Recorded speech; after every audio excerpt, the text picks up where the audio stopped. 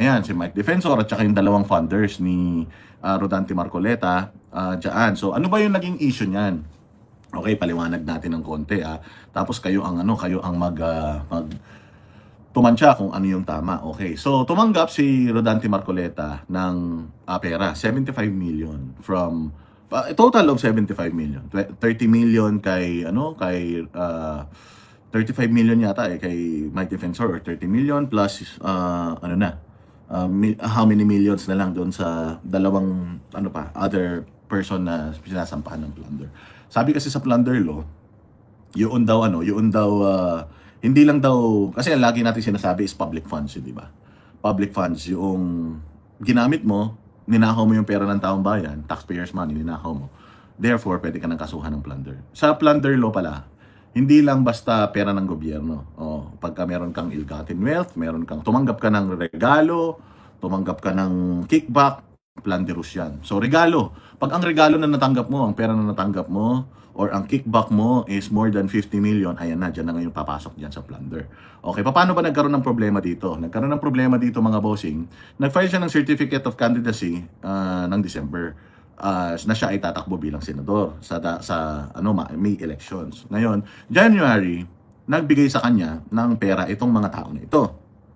So nagbigay ng pera sa kanya itong mga tao na to, si Rodante Marcoleta mismo yung umamin sa kanyang show sa Net25 na may nagbigay talaga sa kanya ng pera ng January na tinanggap niya na hindi niya inilagay sa kanyang sose kasi nga ayaw naman nung mga tao na mapangalanan sila. So parang hiniling na lang nung mga tao na yon na nagbigay sa kanya ng pera is utang na loob mo na lang yan sa amin, wag mo nang bayaran. So basically, binigay namin yan sa'yo, not strings attached, pero may utang na loob ka sa amin. Parang ganun yung pinalalabas nila. So ngayon, si Rodante Marcoleta tinanggap yon, and then nagkaroon ng election, hindi niya nilagay sa sose, nagkaroon ngayon ng kaso sa COMELEC. So yung kaso sa COMELEC, ang dinahilan ni Rodante Marcoleta doon sa kaso niya sa COMELEC is hindi niya ginamit yung pera na yun sa kampanya. Natanggap niya yung pera na yun, pero dahil nga ayaw nilang mapangalanan so hindi niya ginamit yun sa kampanya. At yun na yun. So kaya na-dismiss yung kaso niya sa COMELEC. Ngayon ang problema, yung dinahilan niya sa COMELEC, yun ang ginamit ng ombudsman para kasuhan siya. Na tumanggap siya ng pera kasi bawal nga ang tumanggap ng pera, lalong-lalo na gift ang any government official. Kasi technically, congressman pa siya during that time. Noong January 2022, siya ay congressman pa. At sabi nga nila, magsisimula lang daw, magiging legitimate candidate ka kapag ka nagsimula na yung kampanya, which is mga March yan. So yun. Ginamit ng ombudsman yung reason niya para ma-dismiss yung kaso niya sa COMELEC. At yun ang isinampa sa kanyang kaso. Kumbaga, ang ginamit na ebidensya ng ombudsman is yung mismong mga statement niya sa kanyang mga panayam patungkol doon sa pondo na yun.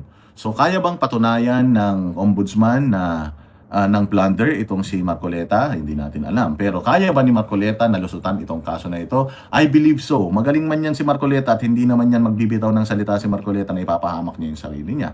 So alam naman din natin na talagang ang motivation ng ombudsman is mabawasan talaga yung mga senador sa minority, yung senador na mga kaalyado ni Alan Peter Cayetano para dyan sa nalalapit na impeachment. Pero delikado ba si Marcoleta rito? Sabi naman ni Marcoleta, hindi naman siya natatakot makulong. So kung hindi siya natatakot makulong and nakita natin na kinasuhan naman siya ng ombudsman, ibig sabihin, na yon, moot na yung issue, chismis na itong mga kapatid natin sa Iglesia ni Cristo ay huminto dahil nagkaroon na ng ex-deal. Bakit nga ba huminto yung Iglesia ni Cristo? Magastos din kasi yan, mga bossing. Napakahirap din kasi. Sabi ni Franzo Madrid, what if it was given voluntarily and not asked for? It's the same thing. Kapag tumanggap ka, if you're a government official, tumanggap ka ng pera in a form of whatever, gift or whatever, basta hindi mo siya dineclare, ill-gotten wealth daw yun. So, kaso daw yun. So, in the case of Marcoleta, kung ikaw ay congressman, tumanggap ka ng regalo, kasi bawal na bawal talaga yun, yung tumatanggap ka ng regalo. Kahit daw lang yan, kahit relo, kasi yan pwedeng abusuhin yan na halimbawa yung kickback mo, idadaan na lang as regalo. So, kung legal na tumanggap ang isang politiko ng regalo, ibig sabihin, madali siyang makukurap. Pwede siyang mabili, hindi ba? Yung mga ano nila, Marcos has heaps of acceptance. Ano ba? Good morning, we are, ano pa ba yung mga, ano ninyo? Boss, is Boying's evidence strong? Ano yan, pag tinanggap yan kasi, ganito, pag tinanggap yan ng Sandigan Bayan, ibig sabihin may probable cause. Kasi pwedeng i-dismiss ng ano yan eh, pwedeng i-dismiss ng Sandigan Bayan yung kaso na yan kung walang tawag dito. Kung walang probable cause, i-dismiss yan. But may nakita yung Sandigan Bayan na probable cause, kaya tumuloy. Yun ang problema. Ang problema nito, hindi pa naman, na-raffle na kasi yan eh. Na-raffle na siya sa Sandigan Bayan. So, yung Sandigan Bayan, nasa sa kanila na yun, kung mag-i-issue na sila ng warrant of arrest. Kasi nga, ang plunder po kasi is walang walang bail. So, pag nag-issue sila ng warrant of arrest, kailangan mag-adhere ni Rodante Marcoleta. That's if yung kasi magkaano pa yan eh, magsasagutan pa yan eh.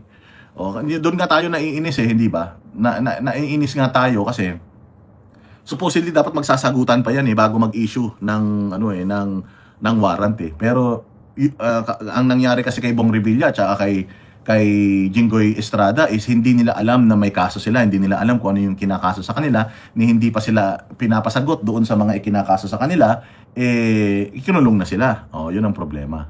Why did other politicians accept donation? Lagdameo allegedly donated 240 million to BBM. Ayun na nga, diyan na nga lumalabas yung double standards sa sa ombudsman. Kasi wala namang actually complainant kay Rodante Marcoleta eh, di ba?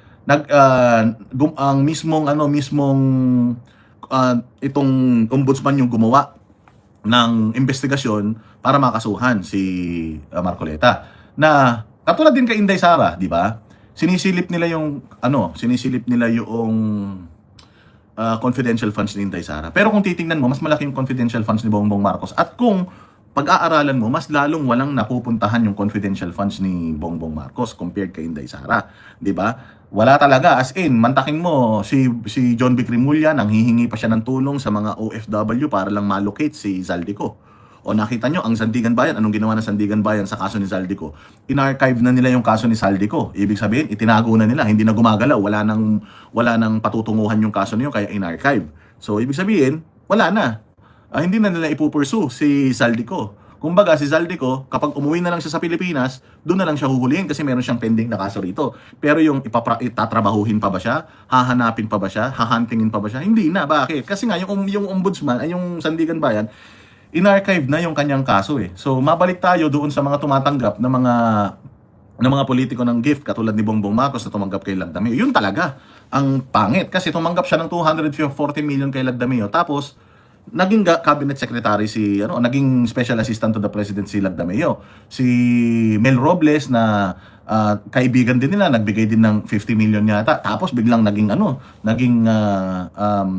secretary ng PCSO or basta napunta siya sa PCSO. Si Laurel Tiu na nasa Department of Agrarian Reform or DAR, Department of Agriculture pala, DA. Nagbigay din sa kanya ng donasyon tapos ayan na. Naging DA secretary na. Maraming salamat kay Trixie Bertodazo.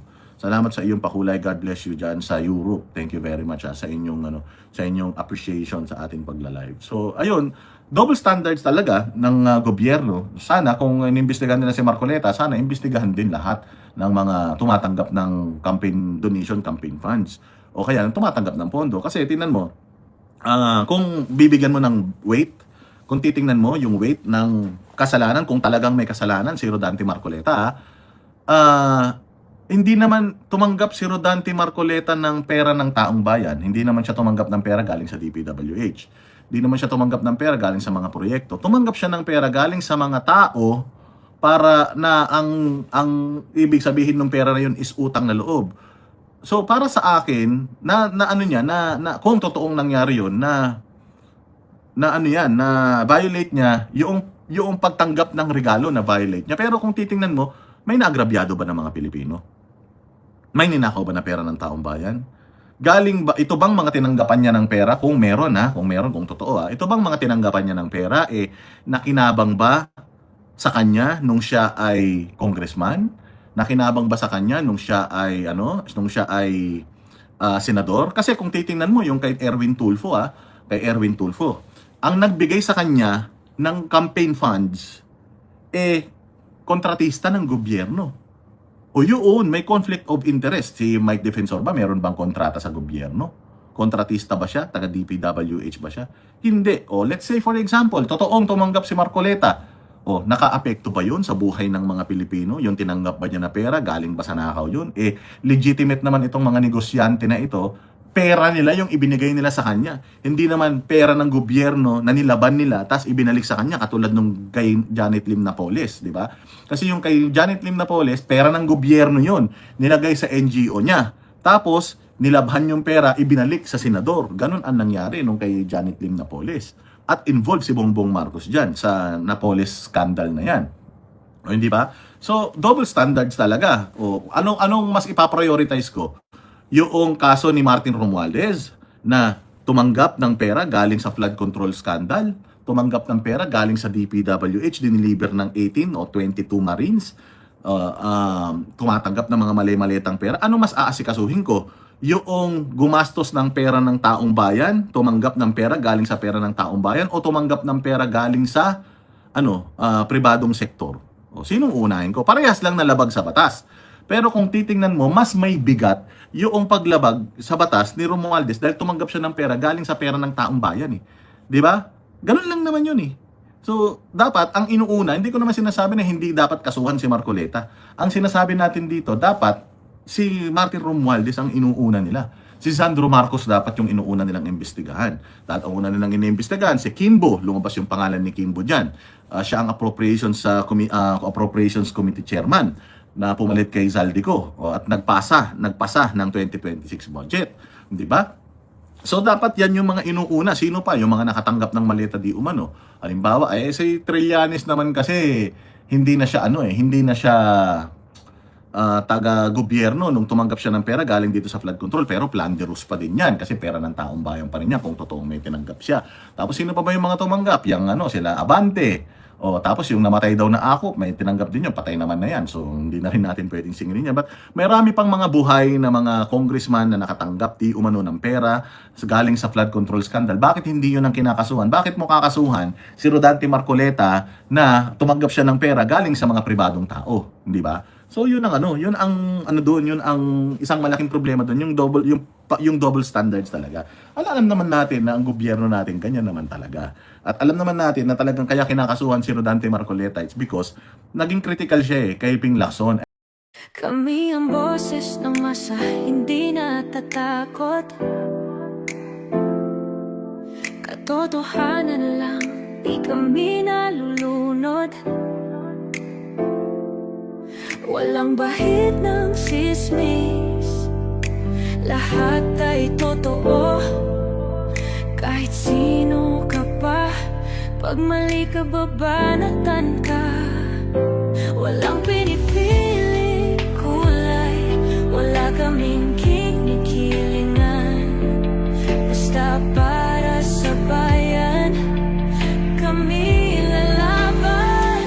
Pagdama palakpakan, pag mali banatan, di matitinag, di matatakot.